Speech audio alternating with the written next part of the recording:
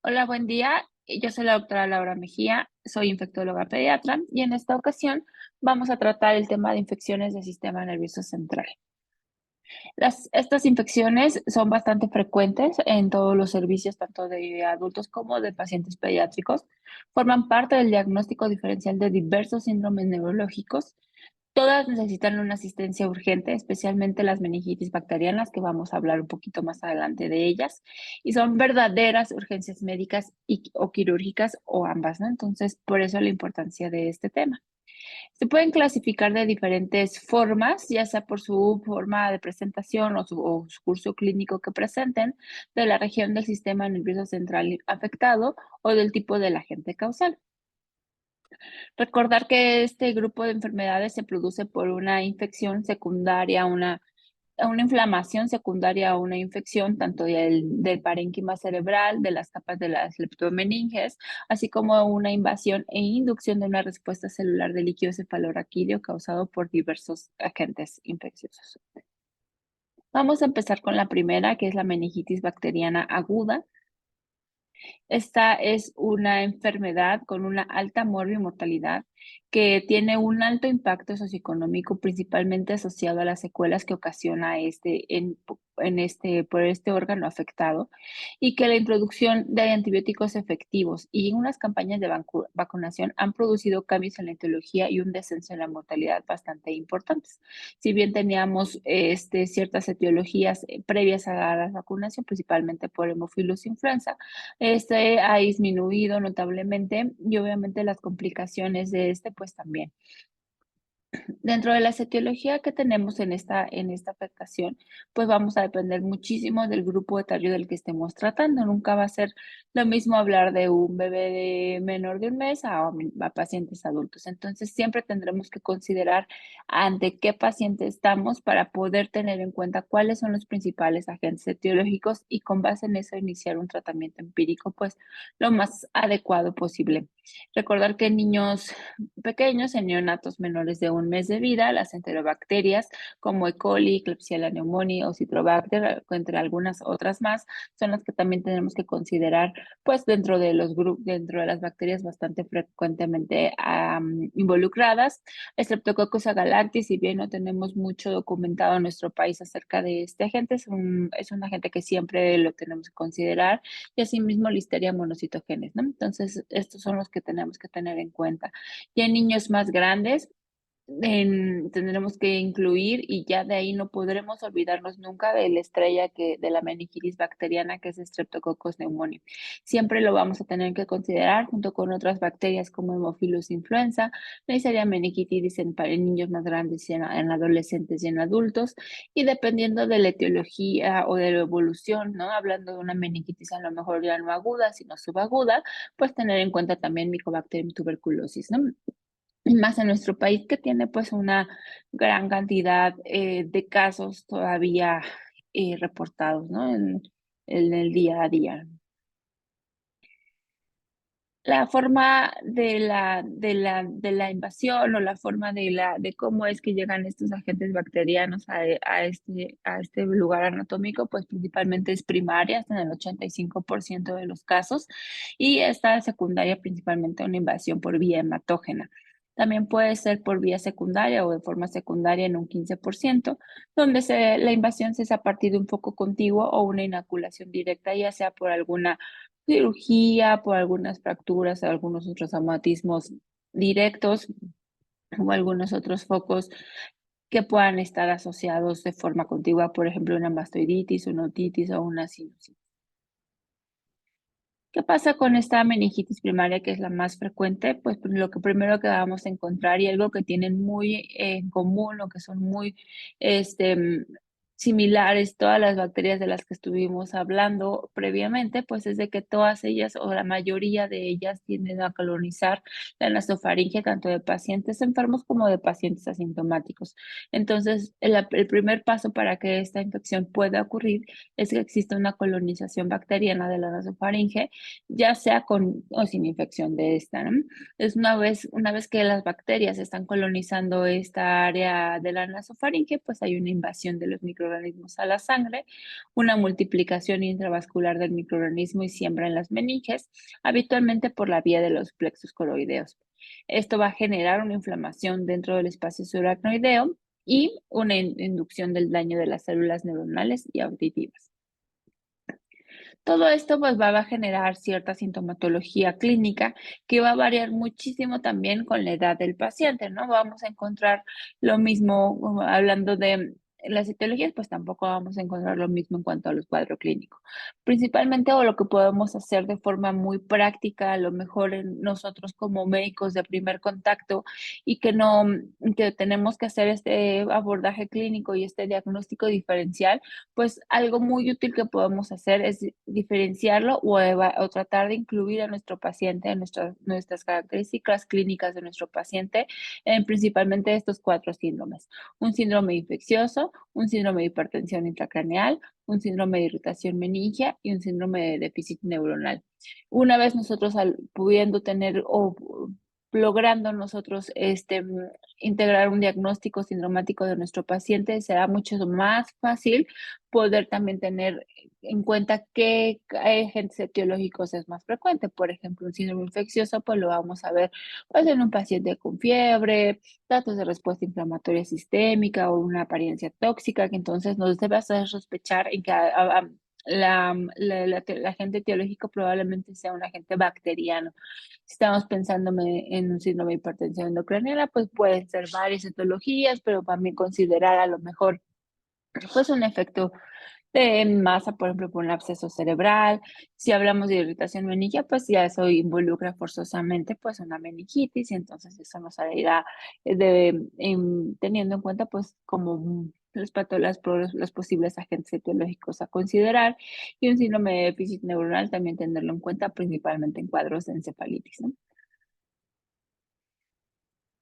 ¿Qué vamos a encontrar ya de forma más específica? Pues en estos recién nacidos y lactantes menores de 3 meses, pues es un cuadro clínico bastante inespecífico, así como otras múltiples patologías en este grupo etario. Pueden cursar con hipotermia, fiebre, rechazo al alimento, hipoactividad, irritabilidad, cianosis, vómito, crisis convulsivas. Y en pacientes donde obviamente en esta edad todavía van a tener la fontanela permeable, pues van a tener se puede sentir abombada, aunque ya este es un dato de enfermedad avanzada, ¿no? Entonces eso nos debe hacer sospechar o nos debe obligar a mandar de forma oportuna a nuestro paciente a un servicio de urgencias para iniciar un tratamiento pues antibacteriano de forma intravenosa urgente. Todos estos cuadros son bastante, como si ustedes lo notan, pues son síntomas y signos súper inespecíficos que pueden estar ocasionados por infecciones y también por procesos no infecciosos. Entonces, siempre es importante tener la sospecha clínica para poder iniciar nuestro tratamiento lo antes posible. Y en niños más grandes, de 3 meses a 2 años, pues también podemos encontrar fiebre, crisis convulsivas, irritabilidad, vómito, rechazo a la alimentación. Ya en signos meningios, recordar que se presentan podemos nosotros encontrarlos a la exploración en pacientes mayores de 18 meses. Entonces, niños menores de esta edad que no encontramos signos meningios no excluye el diagnóstico de meningitis. También eso es muy importante tenerlo en mente para que entonces no nos vayamos a, a despistar, ¿no? Por no encontrar estos datos a la exploración en estos pacientes más pequeños. Ya en datos más avanzados o en una enfermedad que lleve más tiempo de evolución, pues son datos de choque, coma o estupor, pero lo que queremos al momento de detectarlo de forma oportuna, pues es evitar a llegar a encontrar estos datos, ¿no? En mayores ya de 2 años y hasta pacientes ya adultos, encontramos, puede haber fiebre, cefalea, crisis convulsivas, vómitos en proyectil, datos o signos meningios, ataque al estado general, disminución del estado de alerta. Y por ejemplo, en ciertas patologías encontraremos ciertos datos a lo mejor que nos puedan ayudar o hacer la sospecha diagnóstica. Por ejemplo, un exantema purpúrico es muy característico que haya un involucro de Neisseria meningitidis, ¿no? No es que solamente este agente lo pueda ocasionar, pero sí lo debemos de siempre sospecharlo cuando veamos un paciente con este exantema.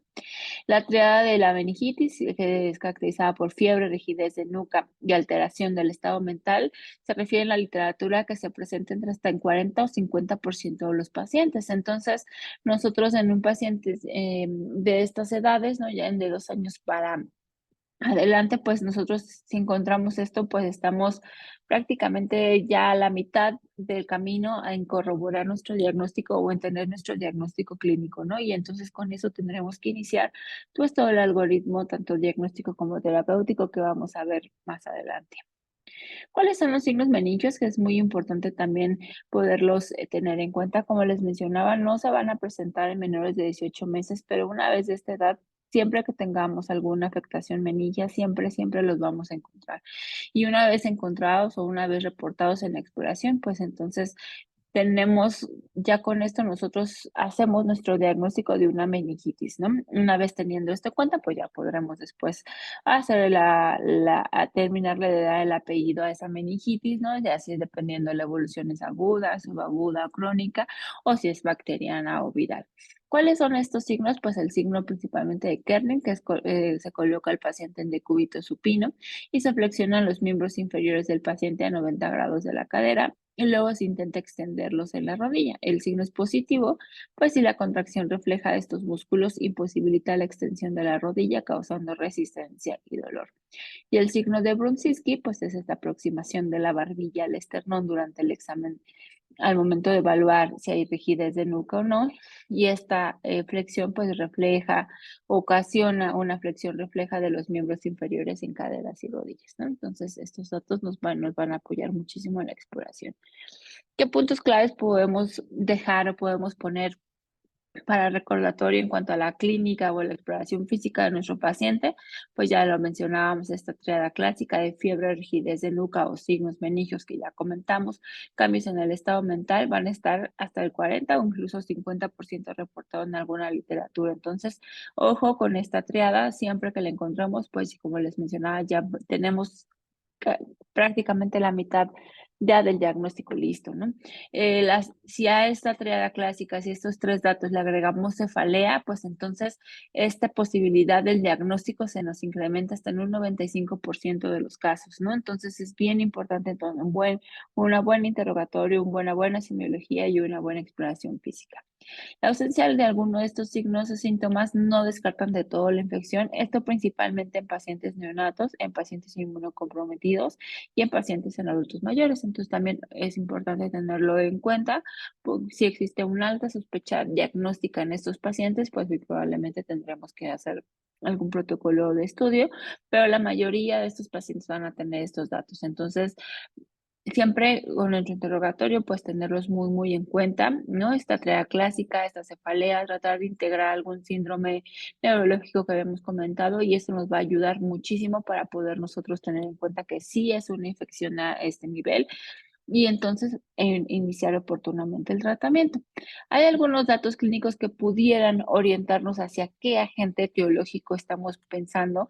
La verdad es que no es algo patognomónico, no es algo que pues, nos regale o nos entregue de forma segura el agente etiológico. Recordar que siempre necesitaremos un cultivo o alguna otra detección genética de estos agentes para poder confirmar el diagnóstico, ¿no? Pero, por ejemplo, si tenemos una evolución, pues, muy tórpida, una evolución muy aguda, con un deterioro hemodinámico, con paciente chocado o con datos de choque séptico grave, ¿no? Y datos, un paciente grave ya en la terapia intensiva, pues, Neisseria meningitidis es un agente a considerar, aunque, pues, es importante tener en cuenta que nuestro país, pues, no es un agente altamente endémico, siempre tendremos que buscar o sospecharlo con el dato epidemiológico del contacto con alguna persona con síntomas similares.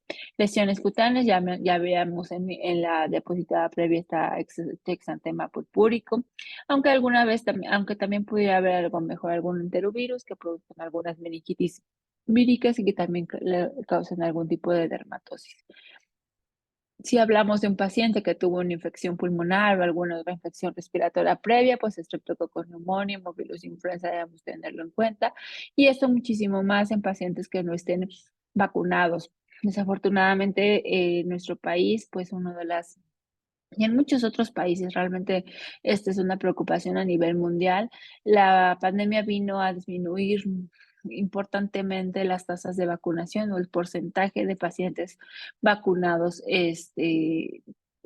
que teníamos previo a la pandemia por COVID-19. Entonces, es importante tener en cuenta que actualmente este agente Haemophilus influenza es algo que puede presentarse. De hecho, es algo que nosotros, como infectólogos en el hospital, pues ya hemos visto varios casos de meningitis por este agente y pues son pacientes que desafortunadamente no cuentan con el esquema de vacunación completo. Entonces, es bien importante también interrogarlo y tenerlo en cuenta en nuestro paciente. Pacientes con esplenectomía, pues principalmente recordar que estos pacientes tienen alto riesgo de infecciones por gérmenes capsulados, como Streptococcus pneumoniae, Haemophilus influenza, Neisseria meningitidis. Entonces, importante el antecedente en la historia clínica.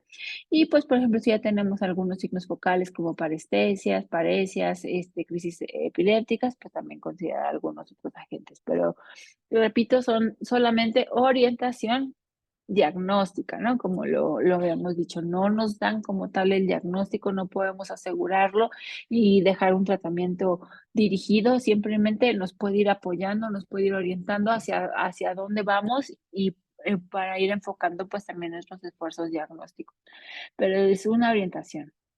Ahora, ¿qué necesitamos para el diagnóstico? Pues el estudio de líquido cefalorraquídeo siempre va a ser el estándar de oro para este. Es importante solicitar siempre citológico, citoquímico, tensión de Gram y cultivo. Ojo, es bien importante solicitarlo todo. Muchas veces podamos estar en centros o en medios donde no sea tan accesible todos estos laboratorios, pero siempre es bien importante porque cada uno de ellos nos va a ayudar muchísimo en alguna pauta. Siempre se debe obtener la muestra, es algo que lo vamos a pedir todas las veces. Es cierto que existen ciertas contraindicaciones, por ejemplo, existen contraindicaciones absolutas como es inestabilidad hemodinámica, infección en el sitio de punción, por ejemplo, que un paciente con mielomeningocele o que tenga alguna coagulopatía, que sea, esa ya es una causa o una contraindicación relativa. Y pues datos de hipertensión intracraneal, también relativa, digo, porque habrá que evaluar como cada característica de cada paciente. Siempre lo debemos de tomar en caso de que en cuanto no hubiera estas contraindicaciones. Fuera de estas, pues de ser posible se debe de tomar antes del inicio del tratamiento antibiótico. Ojo, no vamos a retrasar el tratamiento si no se dispone de la toma de la muestra. Si por algo, por ejemplo, no tenemos el material completo o a lo mejor necesitamos el laboratorio no recibe las muestras, cualquier situación que pudiera nos pudiéramos enfrentar en nuestro medio de donde estemos nosotros laborando y veamos estos pacientes, pues no debemos retrasar el inicio del antibiótico hasta que tomemos la muestra. Lo ideal es eso, pero si por algo vamos a retrasar el inicio del antibiótico, pues entonces vamos a iniciar el antibiótico sin haber tomado la muestra. Recordemos que lo primero que mencionamos es que esta infección es una urgencia infectológica y que requerimos un inicio oportuno del tratamiento. Entonces, eso es algo que no vamos a retrasar, pero siempre debemos tratar de hacer todo lo posible para obtener la muestra antes del inicio del tratamiento. Ahora, una vez que tomamos este líquido cefalorraquídeo, pues recordar que hay ciertos valores normales, ¿no? En pacientes adultos, pues ya es muchísimo más fácil porque pues ya está muchísimo más estandarizado. En pacientes pediátricos, pues básicamente son los valores que tienen ahí puestos en la diapositiva. La verdad es que a fines prácticos, pues no es que todos recordemos siempre cuáles son todos los valores y creo que a lo mejor tampoco es tan redituable aprendernos de memoria cada número y cada valor, pero siempre es importante tener en cuenta que existen estos valores de referencia, que va a depender mucho de la edad del paciente en el que estemos enfrente y que siempre valdrá la pena pues buscar la referencia acerca, una vez que tengamos el resultado de nuestro paciente, pues buscar la referencia de si ese valor es normal o no es normal. Siempre tenemos que solicitar citológico, citoquímico, el cultivo, ¿no? Y la tinción de Gram. La tinción de Gram pues nos va a ayudar muchísimo porque nos va dando un preliminar acerca de qué posibles bacterias puedan estar, ¿no? Si nos hablan de cocos Gram positivos, pues probablemente estamos hablando de un neumococo, que es el agente más frecuente. A lo mejor si son cocos Gram negativos, pues pensemos en un paciente con Neisseria, ¿no? Entonces eso nos ayuda muchísimo para la orientación diagnóstica. Aglutinación de látex o algunos otros estudios especiales, si los tenemos a la mano, pues siempre se van a poder tomar. ¿Cómo sabemos o cómo nos va a ayudar este líquido cefalorraquídeo para saber hacia dónde vamos a dirigir el tratamiento o hacia qué agentes etiológicos es el que está causando esta infección? Pues recordemos que en cuanto a las causas bacterianas, en general, vamos a tener una disminución de la glucosa y esto es debido principalmente al metabolismo que utilizan estas, ¿no? Entonces, es como importante por eso tenerlo en cuenta. Los virus, al no tener esta necesidad, pues la glucosa va a estar normal en todos estos casos. Entonces, es algún punto que siempre nos puede ayudar mucho a diferenciar entre las causas virales y las causas bacterianas. Si tenemos una glucosa normal, muy probablemente estemos hablando de un agente viral y entonces eso nos va a ayudar también muchísimo para poder saber si necesitamos o no continuar el antibiótico. Si tenemos la glucosa baja o la hipoglucorraquia, entonces pues ahí tendremos varias opciones y tendremos que ir evaluando nuestro paciente. Si es un paciente con factores de riesgo para infecciones por hongos, pues entonces pues ahí a lo mejor habrá que tenerlo en cuenta. Si es un paciente con una evolución pues ya no tan aguda, sino subaguda, con a lo mejor con antecedente, con contacto con pacientes con tuberculosis, ¿no? Entonces, pues podamos entonces tener en cuenta que pudiéramos estar ante una meningitis por Mycobacterium tuberculosis, ¿no? Las proteínas pues suelen estar incrementadas en prácticamente todos los casos. Si bien aquí en la literatura nos puedan marcar ciertos rangos de corte o ciertos rangos sobre sobre si una bacteria tantos miligramos sobre decilitros o alguna otra, pero realmente en general, pues no, las bacterias tampoco leen el libro, entonces no necesariamente tienen que estar dentro de este rango para nosotros poder confirmarlo o descartarlo. En cuanto a tuberculosis, pues sí es algo como muy característico y muy documentado en la literatura, que sí existe un gran incremento de las proteínas y es algo que siempre lo encontremos nos debe hacer sospechar de esta misma. Leucocitos y pleiocitosis siempre la vamos a encontrar, ya teníamos nosotros los valores normales en la diapositiva previa, entonces siempre que encontremos la definición de que esos leucocitos que encontremos están arriba de lo esperado para la edad, entonces es un paciente con pleiocitosis y es un paciente con inflamación a nivel de las meninges. Y la diferencial de estas células, pues también nos ayuda muchísimo para nosotros saber si es de origen bacteriano o de origen viral, ¿no? Hasta más del 80% de los pacientes que tienen o un incremento de la diferencial del 80% de neutrófilos, pues nos ayudan muchísimo a considerar una etiología bacteriana. La viral, pues no necesariamente tiene que estar incrementados los neutrófilos, pueden estar incrementados más los linfocitos o los mononucleares, ¿no? También el nivel de infecciones fúngicas o infecciones en enfermedad por tuberculosis, pues no necesariamente están afectados o tan incrementados los neutrófilos, entonces pues nos ayuda muchísimo para eso. La utilidad de este estudio pues va a disminuir cuando la punción lumbar es traumática, por eso siempre es importante pues que lo haga personal pues altamente capacitado en la misma. Hay ciertas fórmulas que pueden hacer esta corrección en las punciones traumáticas, pero realmente las que encuentren, las que puedan revisar, pues no suelen ser tan exactas, entonces realmente siempre deben utilizarse con reserva. La recomendación es siempre pues evitarlo. Si por algo tenemos una punción traumática, pues bien pudiera a lo mejor tenernos o disminuir nuestra utilidad en cuanto al citológico y citoquímico, pero sí nos va a ayudar muchísimo, pues el cultivo, ¿no? Entonces siempre mandarlo a cultivar.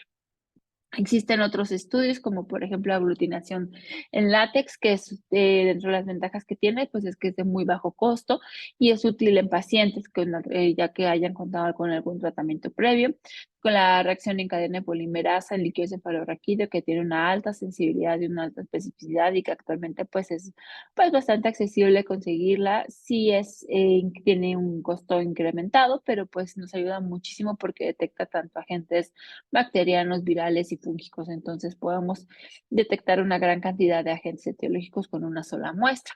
El hemocultivo se puede considerar como apoyo en cuanto haya una contraindicación absoluta para una punción lumbar y en pacientes pues que estén francamente en datos de choque o con datos francos de bacteremia, pues nos puede ayudar muchísimo para confirmar el diagnóstico.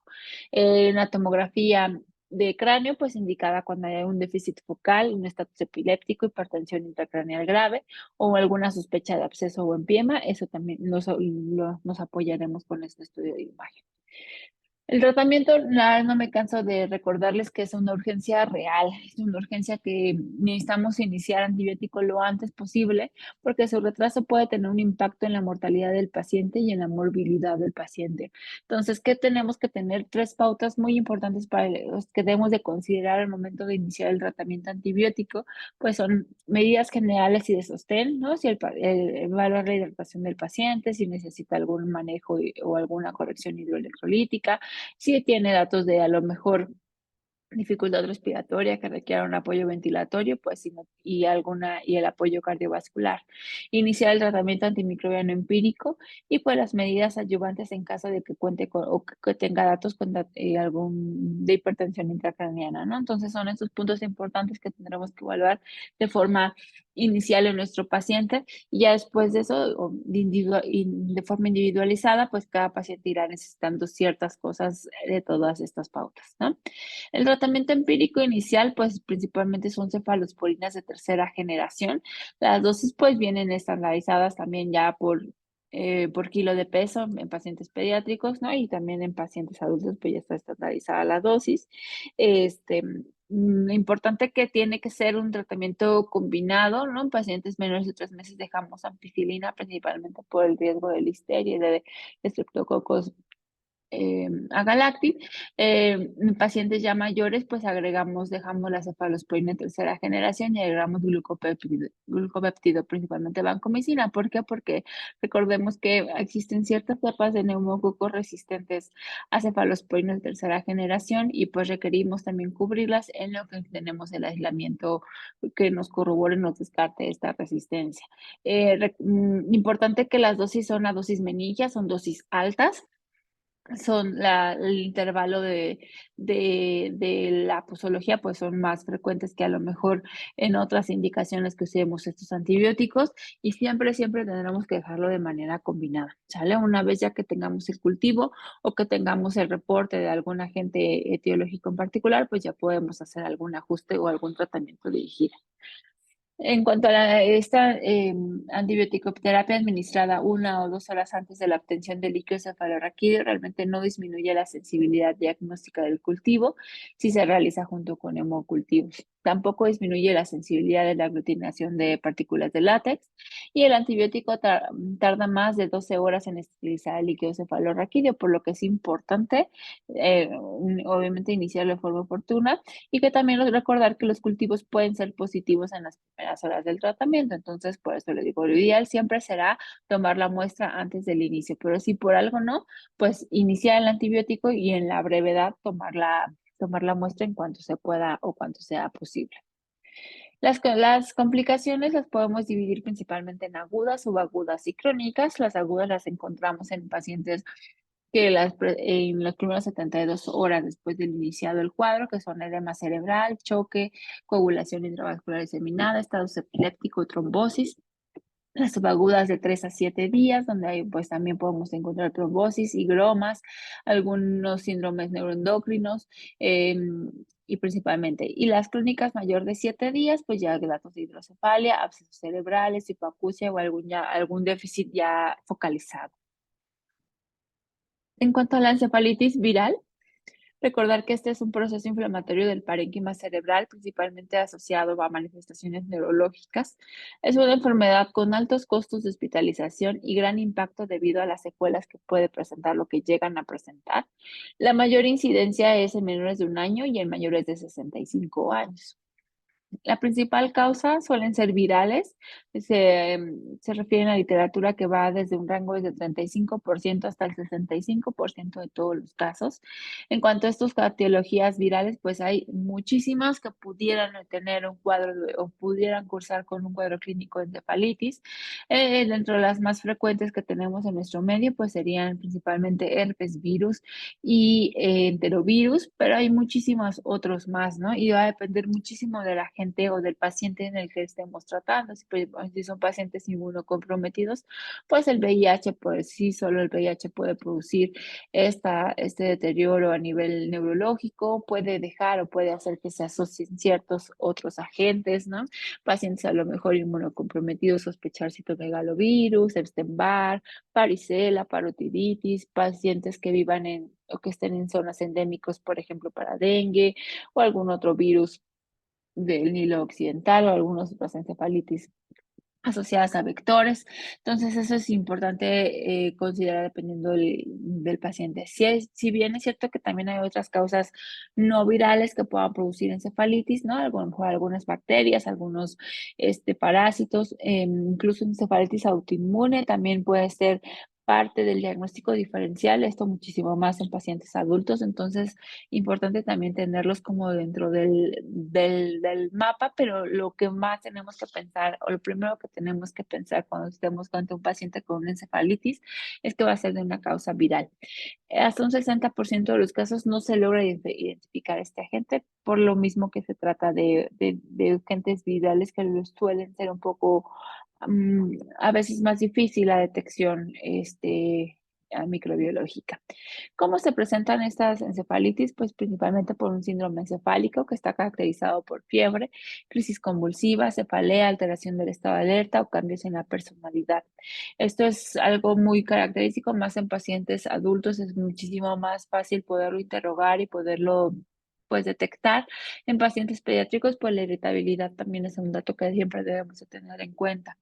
En cuanto a la encefalitis por herpes simple, va a tener ciertos datos o ciertos puntos que nos pueden ayudar, o que nos deben de tener en cuenta para poder hacer el diagnóstico diferencial. Recordar que esta encefalitis es una encefalitis, tiene una evolución aguda y rápida.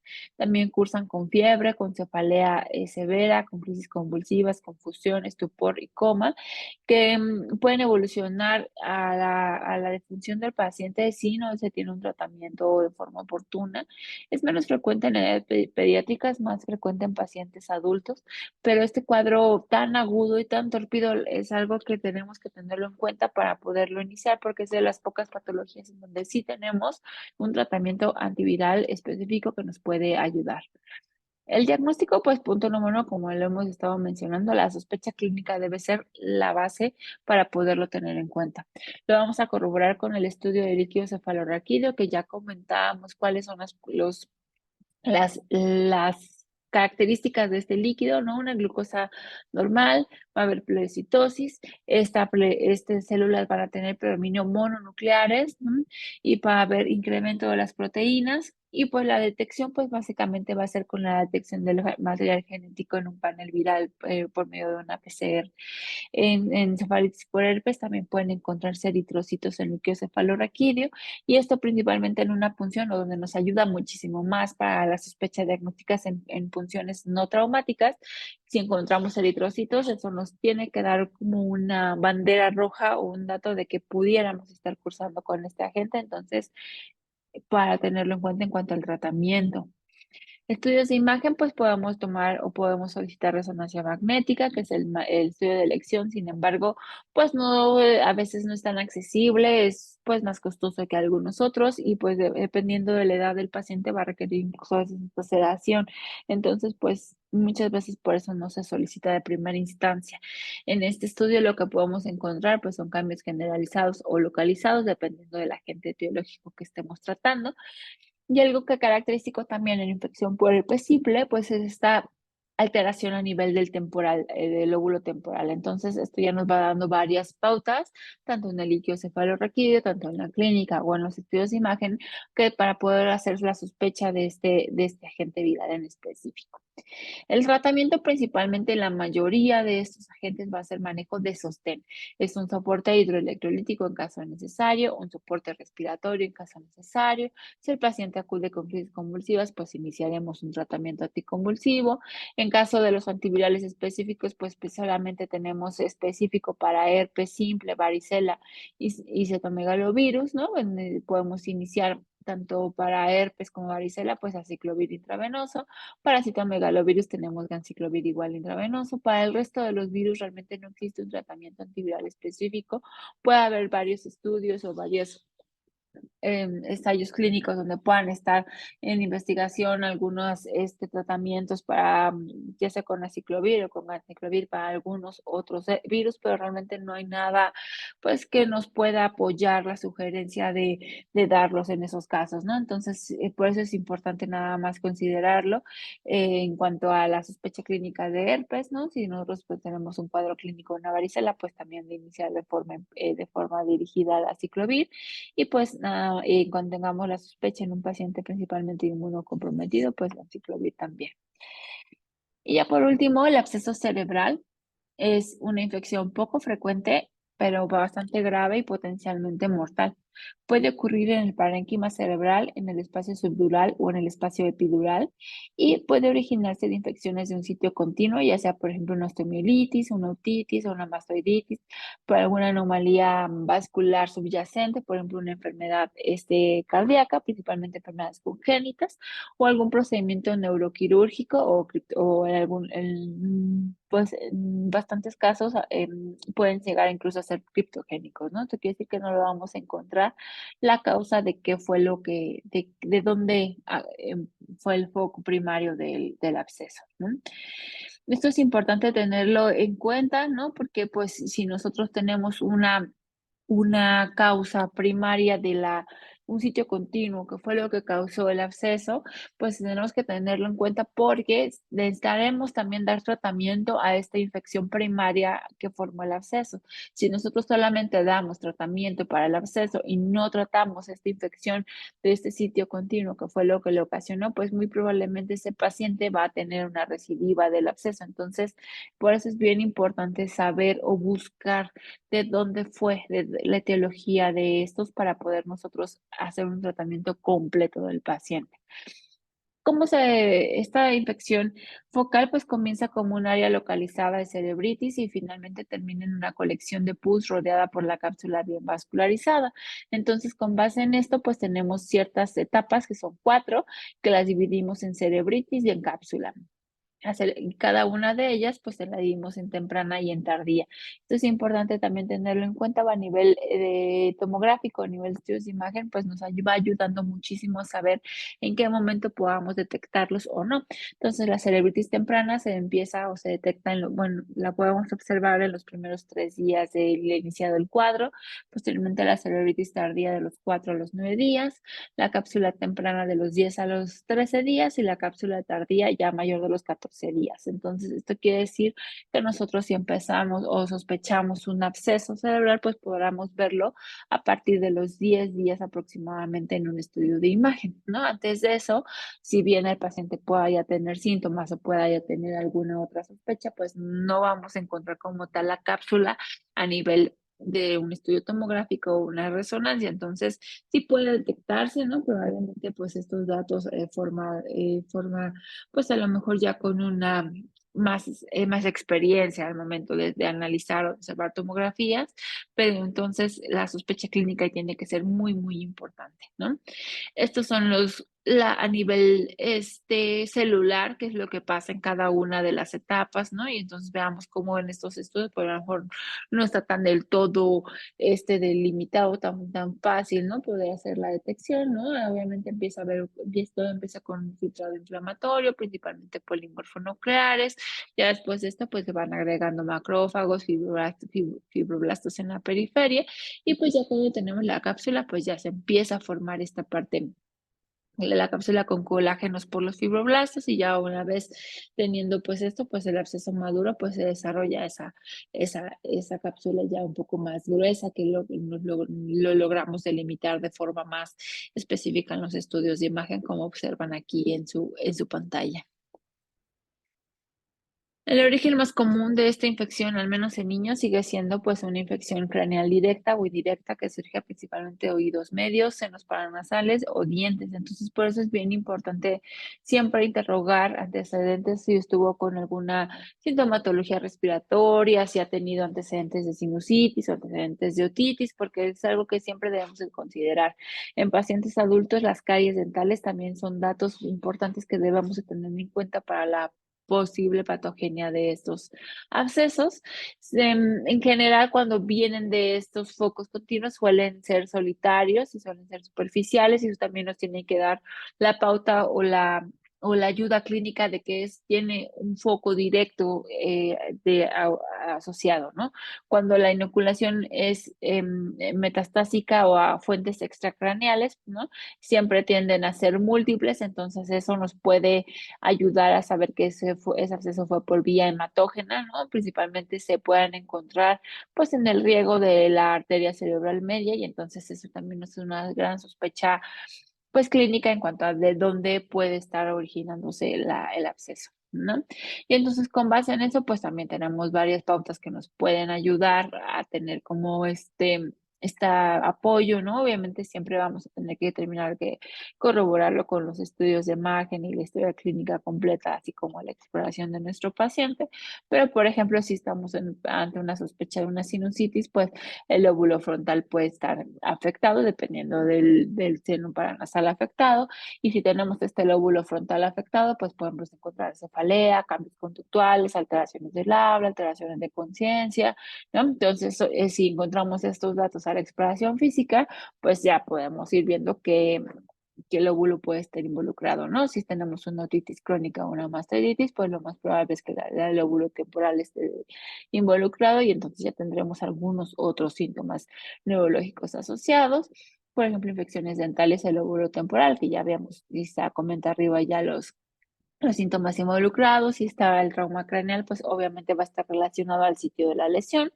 Si es una infección postquirúrgica, pues igual depende mucho qué área quirúrgica fue o área anatómica fue el sitio quirúrgico para poder hacer la sospecha, ¿no? Y si tenemos esta diseminación metastásica o hematógena, pues recordemos que la mayoría de las veces se presenta con múltiples abscesos, y entonces pues obviamente va a depender muchísimo de dónde esté afectado, ¿no?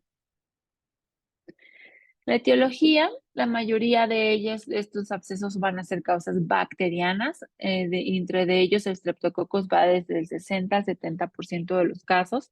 Esto también es importante recalcar que también va a depender muchísimo del foco primario del absceso, ¿no? Si es un agente hematógeno o es, por ejemplo, algo postquirúrgico, pues probablemente tengamos que pensar también en estafilococos, ¿no? Que van del 10 al 15%. Anaerobios, cuando estamos pensando, por ejemplo, en caries dentales o en sinusitis, también los tenemos que tener en cuenta. Enterobacterias, si por ejemplo estamos ante pacientes con algún dispositivo o con alguna situación postquirúrgica, nosocomial, lo tendremos que tener en cuenta.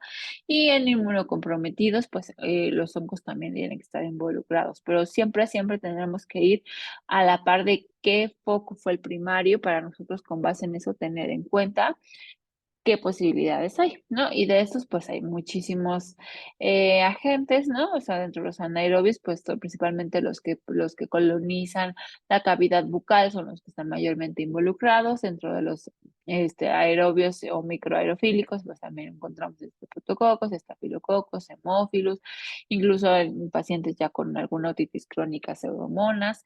En pacientes inmunocomprometidos, pues siempre pensar ya causas más raras o más no tan frecuentes, como algunos hongos, incluso algunos parásitos, y ya pues más raros algunos otros, pero principalmente recordemos que son agentes bacterianos. Las manifestaciones clínicas, pues depende del tamaño de la colección, de la ubicación, si son un absceso o si son múltiples abscesos, del estado inmunológico del paciente y de la edad del paciente. Generalmente los síntomas y los signos pueden estar relacionados con el efecto de masa que va a ocupar el espacio, con disfunción neuronal focal de la región parenquimatosa afectada. La triada clásica de estos abscesos, pues va a ser un déficit neurológico focal, cefalea y fiebre. Entonces, ya si nosotros tenemos estos 3 puntos, nos tiene que hacer sospechar o tenemos que tener una alta sospecha clínica de que estamos ante un absceso cerebral. Vean cómo, por ejemplo, la cefalea se presenta hasta en el 70% de los casos de pacientes que llegan con un absceso cerebral. Entonces, siempre que tengamos un paciente así, ojo que no va a ser pues cualquier dolor de cabeza, a lo mejor que tenga o esta cefalea que sea aguda, que revirtió de forma pues con algún analgésico. Suelen ser cefaleas subagudas, cefaleas de difícil control pese al tratamiento analgésico. Muchas veces acuden a servicios de urgencias y se confunden con migrañas, ¿no? Pero para ahí de la importancia es de cómo vamos a saber que esta cefalea si es algo más grave, ¿no? O es simplemente una migraña o es simplemente una cefalea tensional, pues se van asociando otros datos clínicos. Entonces, si es un paciente con cefalea y fiebre, si es un paciente con cefalea y vómitos, si es un paciente con cefalea y convulsiones, si es un paciente con alguna alteración focal y que cefalea, pues entonces eso forzosamente nos tiene que hacer sospecharlo y hacer todo el abordaje diagnóstico para poderlo descartar. ¿Qué laboratorios podemos tomar? Pues si bien podemos tomar algún laboratorio sérico, por ejemplo, una biometría hemática y encontrar leucocitosis, incrementos de los reactantes de fase aguda, pero pues no va a ser, pues no nos va a corroborar el diagnóstico. Hemocultivos rara vez o positivos, estamos ante una infección pues focalizada, entonces no vamos a tener como mayor rendimiento de estos hemocultivos. La punción lumbar, pues dependiendo si el efecto de masa o la hipertensión intracraniana es importante, pues es altamente peligrosa, se puede asociar incluso a hernia del tronco encefálico, entonces no está recomendada a menos de que descartemos este, dos cosas. Una, que no tengamos de hipertensión craniana y otra, que exista la sospecha de que ese absceso está comunicando o está drenando al sistema ventricular. Si no tenemos esa sospecha, pues realmente no vale la pena tomarla de forma rutinaria. Obviamente, si la tomamos, pues podemos encontrar datos de inflamación, pero realmente no lo hacemos de forma de rutina. El gabinete, pues ya lo mencionábamos, las fases del absceso, dependiendo si es resonancia o tomografía, pero lo que vamos a obtener, pues vamos a encontrar los datos de cerebritis y de cápsula. Y el tratamiento pues va a depender de la fuente o causa primaria del absceso. Tenemos que tener en cuenta los posibles agentes etiológicos con base en esta y considerar también las características de los antibióticos. Y la principal característica que debemos de tener en cuenta en todas las infecciones a nivel del sistema nervioso central es la penetración de estos mismos a nivel de este foco, ¿no? Entonces, penicilinas a dosis altas es una buena opción, carbapenémicos, cefalosporinas, glucopéptido, tal vez trimethoprim, rifampicina, metronidazol para los anaerobios, tiene buena penetración a nivel del sistema nervioso central y pues algunos otros más, ¿no? ¿Cómo vamos a sospechar o qué vamos a pensar? Pues todo va dependiendo de la patología predisponente o del foco primario que tengamos, ¿no? Entonces, si por ejemplo estamos pensando que fue por vía hematógena, que es un paciente cardiópata, pues tendremos que sospechar a lo mejor estafilococcus y con base en eso, pues iniciar el manejo oportuno, ¿no? Si estamos pensando que es un foco dental o periodontal, pues entonces considerar los anaerobios de la cavidad bucal y agregar metronidazol. Si son focos respiratorios como sinusitis, ¿no? O algún ótico, si son por traumas, si tienen ya alguna situación agregada por alguna lesión por continuidad, pues entonces esto nos puede ir ayudando muchísimo hacia qué tratamiento empírico vamos a dejar, ¿no? En cuanto al tratamiento, si bien es importante el tratamiento antibiótico, en esta patología también va a ser muy importante también el tratamiento quirúrgico. Esta debe ser reservada para pacientes que no responden al manejo médico y cuando el absceso produce ya un efecto de masa significativo. Este tratamiento antimicrobiano debe durar al menos de 6 a 8 semanas, esto por vía intravenosa. En algunos casos puede hacerse una disminución de 3 a 4 semanas si la evolución es buena. Y si bien se ha visto bueno, la literatura siempre nos mencionaba que todo el manejo debía ser a fuerza intravenoso, pues hay ciertos artículos o cierta literatura que ya recomienda el tratamiento vía oral. Esto va dependiendo mucho del paciente, um, cómo vaya a ver la evolución, si hubo resolución quirúrgica o no. No es de forma, no podemos dejarla para todos, pero sí es importante ir teniendo en cuenta que la posibilidad de continuar el manejo por vía oral con un antibiótico que igual tenga una buena biodisponibilidad, pues siempre va a estar ya de la mano. El uso de corticosteroides para el tratamiento del absceso cerebral pues es controvertido. Están indicados para amenazas de herniación cerebral o datos de edema cerebral. Estos interfieren con la respuesta inflamatoria, entonces pueden retrasar el proceso de encapsulación, aumentar el desarrollo de necrosis y reducir las concentraciones de antibióticos dentro del absceso. Y los anticonvulsivos pues se recomiendan en niños que tienen convulsiones y se dan al menos por 3 meses una vez completado el cuadro. Eso sería todo de mi parte. Muchísimas gracias por su atención.